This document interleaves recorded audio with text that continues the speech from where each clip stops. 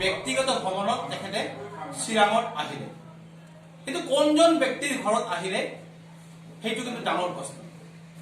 ভাৰতৰ বিজেপি চৰকাৰে বাৰম্বাৰ কৈ থাকে এক দেশ এক পতাকা, তেতিয়াহ'লে নিশ্চয় এটাই আইন হ'ব লাগে। মষ্ট ৱান্টেড এজনৰ ঘৰত আজি অমিত শ্বাহে ভ্ৰমণ কৰি গ'ল। এই মষ্ট ৱান্টেড বুলি আমি কোৱা নাই, তেখেতৰ বিৰুদ্ধে অৰ্থাৎ নগেন ৰায় ওৰফে অনন্ত ৰায়ৰ বিৰুদ্ধে কেইবাটাও গোচৰ ইতিমধ্যে পশ্চিমবংগত আছে বুলি তেখেতে নিজ মুখেৰে সংবাদ মাধ্যমৰ আগত যোৱাকালি আপোনালোকৰ আগতে প্ৰকাশ কৰিছে। তেখেতে কৈছে তেখেতৰ বিৰুদ্ধে জালিয়াতিৰ গোচৰ আছে, চৰকাৰী ভূমি তেখেতে নষ্ট কৰা বুলি তেখেতৰ বিৰুদ্ধে কেছ আছে, 420 কেছ আছে। তেখেতে পলায়ন কৰি আত্মগোপন কৰি আছে ছাতিপুৰত। আৰু তেনেকুৱা এজন পলায়ন কৰা অৰ্থাৎ আৰক্ষীৰ পৰা পলাই ফুৰা ব্যক্তি এজনৰ ঘৰত অসম আৰক্ষীয়ে আকৌ তেখেতে ৰক্ষণাবেক্ষণ দিছে। তেতিয়াহ'লে আমাৰ প্ৰশ্ন এটা, এখন দেশ এখন পতাকা, তেতিয়াহ'লে এখন আইন কিয় নহয়? নিশ্চিতভাৱে এইটো গৰিহণাৰ যোগ্য। তেখেতে 18.5 তেখেতৰ ফলোৱাৰ আছে নে কি আছে আমাৰ চাব লগা একো নাই। ইয়াতে সম্পূৰ্ণভাৱে তেওঁলোকে অনাগত 2021 বিধানসভা নিৰ্বাচনৰ পশ্চিমবংগৰ সেই নিৰ্বাচন কেন্দ্ৰিক আজি প্ৰচাৰ চলাবলৈ আহিছে আৰু বাৰম্বাৰ কৈছে তেখেতৰ এইটো ব্যক্তিগত ভ্ৰমণ। যদি ব্যক্তিগত ভ্ৰমণে হৈ থাকে তেতিয়াহ'লে সম্পূৰ্ণ চৰকাৰী যন্ত্ৰ কিয় ব্যৱহাৰ কৰিলে অমিত শ্বাহে চিৰাঙত? আপোনালোকে নিজে জ্ঞাত যে তেখেতে যিটো ঘৰত আহি উপস্থিত হৈছেহি আৰু সম্পূৰ্ণভাৱে এৰেঞ্জমেণ্টটো কোনে কৰিছে? অসম চৰকাৰে কৰিছে। আৰু তেখেতৰ লগত সংগ দিছে বিত্তমন্ত্ৰীকে ধৰি হিমন্ত বিশ্ব শৰ্মা, আমাৰ বিজেপি ৰাজ্যিক সভাপতি ৰঞ্জিত দাস, লগতে পশ্চিমবংগৰ সাংসদে ইয়াতে তেখেতে আহিছে আৰু পশ্চিমবংগৰ প্ৰভাৰীও আহিছে। ইয়াৰ উদ্দেশ্য একমাত্ৰ নিৰ্বাচন কেন্দ্ৰিক।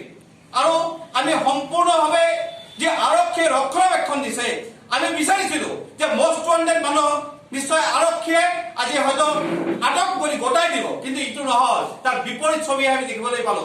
তেখেতক স্বাগতম জনোৱা হল, তেখেতক হিৰো বনাই দিয়া হল। কিন্তু আমাৰ সেইটোৱে বাৰম্বাৰ এটা মনত ক্ষোভ থাকিবই যে এটা দেশ এটা পতাকা আৰু এটা আইন ভাৰতত এই বিজেপি চৰকাৰে যে নামানে তাৰে আজি জল যিহেতু প্ৰমাণিত হৈছে।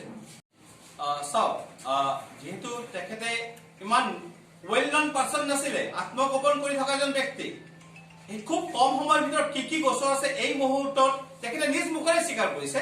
সংবাদ মাধ্যমৰ আগত তেখেতে নিজে গাইছে তেখেতৰ বিৰুদ্ধে ভূমি সংক্ৰান্তীয় জালিয়াতিৰ গোচৰ থকা বুলি কৈছে, চৰকাৰী সম্পত্তি ধ্বংস কৰা বুলি অভিযোগ কৈছে, অভিযোগ আছে তেখেতৰ বিৰুদ্ধে। আৰু তাতকৈ ডাঙৰ কথা 420 কেছ তেখেতৰ বিৰুদ্ধে আছে আৰু একাধিক গোচৰ আছে পশ্চিমবংগত, যাৰ কাৰণে তেখেতে পলাই ফুৰিব লগাইছে।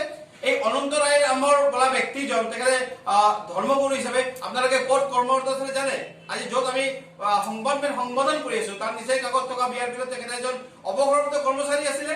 তেখেতে ঘৰটো আমাৰ অসমত নহয়, পশ্চিমবংগত তেখেতে কোচবিহাৰৰ ঘৰ। কোচবিহাৰৰ পৰা আহি কৰ্মসূত্ৰে ইয়াতে আহিলে। অহাৰ পিছত তেখেতে ফলোৱাৰ্ছ থাকিব পাৰে, আমাৰ ক'ব লগা একো নাই। আমাৰ কথা এটাই, ধৰ্মযাজক ধৰ্মসেৱক কোনো ইয়াতে ধৰ্মৰ বিৰোধী আমি নহয়।